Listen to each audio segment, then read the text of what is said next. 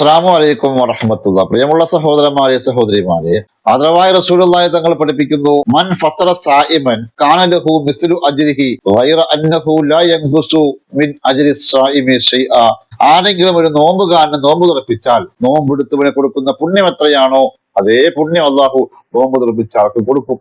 നോമ്പെടുത്തവന്റെ കൂലിയൊന്നും അള്ളാഹു കുറയ്ക്കുകയുമില്ല എന്ന് നബി തങ്ങൾ നമ്മെ പഠിപ്പിക്കുമ്പോൾ ഈ ഹദീസ് ഇസ്ലാമിന്റെ ഒരു മാനവികമായ ഒരു സാമൂഹികമായ നന്മയിലേക്കുള്ള ഒരു ചൂണ്ടുവരലാണ്.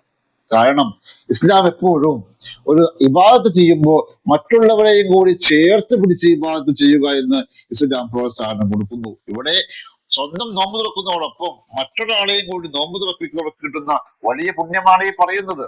ഇത് വലിയ ആർഭാടമായി നോമ്പ് തുറപ്പിക്കണമെന്നല്ല.